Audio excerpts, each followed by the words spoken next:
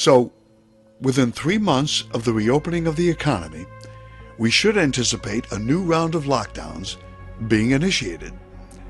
That, in turn, may result in riots, civil unrest, police state crackdowns, and other forms of chaos, since the very same Americans who refused to wear masks now refuse to obey government lockdown orders. Cue martial law. And when medical martial law is enacted, Truth Unsealed has learned exclusively that families will be separated by force at gunpoint, and that all firearms and Bibles will be confiscated.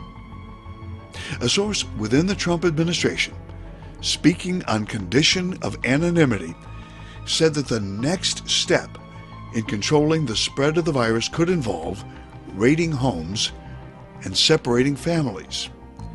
This source said, quote, "In most parts of the United States, due to lockdown, most of the transmission that's actually happening in many cities now is happening in the household, at family level. In some senses, transmission has been taken off the streets and pushed back into family units. Now we need to go and look in families and find those people who may be sick and remove them and isolate them in a safe and dignified manner, but will not hesitate to use force if necessary at gunpoint to remove them." End quote. Now, this source also told us that at the time of extraction by force, all firearms and any religious material, including Bibles, would be removed from the home. The source did not elaborate as to why this step would be taken, but one can easily speculate as to the reasons behind this move. Well, that escalated quickly.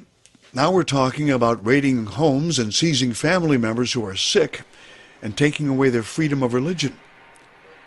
Now, we've been consistent and correct from day one. The Wuhan coronavirus was engineered in a lab in the United States. It was built as a biological weapon, which is why it's so successful at spreading across the globe and avoiding efforts to eradicate it. The deaths are real, even if a few presumptive and haven't been conclusively proven to be caused by COVID-19, since nobody is wasting testing kits on corpses. The real number of deaths is surely far larger than the official deaths, since so many victims are not being counted in nursing homes, migrant camps, and even prisons across the world. As of right now in the United States, the coronavirus has killed more people in the last 17 days than the regular flu kills it in an entire year. Yet, you still have mathematically illiterate independent media pundits claiming the regular flu is 10 times more deadly. We've never witnessed a more grotesque demonstration of horrifically bad math in more than 2 decades of independent journalism here at Truth Unsealed. Most of the current lockdowns look like ones in some cities or states to be put in place anywhere from August 1st to the end of October. And that means some parts of America will see real chaos unfolding through Election Day. Elections will be a nightmare. No matter what the outcome, it will be loudly and aggressively contested by the losing party. It's not unreasonable to expect post-election riots and protests to emerge anywhere from mid-November through January of 2021. This will be more chaotic than usual, given that coronavirus lockdowns will likely be aggressively enforced by National Guard troops in certain areas during this same time period. If the Democrats win the election, expect widespread armed protests in states like Texas and Idaho, with rural areas of California, Oregon, Washington, etc. also participating. If Trump wins re-election, expect a surge of social unrest in liberal cities, clashing with social distancing orders and lockdown mandates. Either way, this is a perfect storm for chaos, if not civil war. Based on this analysis, we here at Truth Unsealed are currently recommending to our viewers that you prepare for far worse disruptions this fall.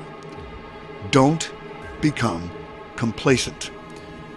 We would all be foolish to think China isn't planning to take advantage of all this by launching a new wave of attacks on America, including cyber attacks, financial attacks, and possibly even EMP weapons, which could technically kill 90% of the U.S. population in about a year due to mass starvation, economic collapse, violence, and disease. All of this will become increasingly apparent to the conservative media over the next few months. Their hoax narrative will collapse under the weight of reality, and the very people who thought the virus was a globalist false flag will find themselves infected and hospitalized, possibly dead, because they refused to wear masks and help defeat this bioweapon. This is truly a Darwinian moment for humanity, and those who still refuse to grasp reality will likely find themselves dead or quarantined at gunpoint. America, in other words, is probably already beyond the point of surviving this intact. Whoever is elected president in November will likely be the last president of the United States of America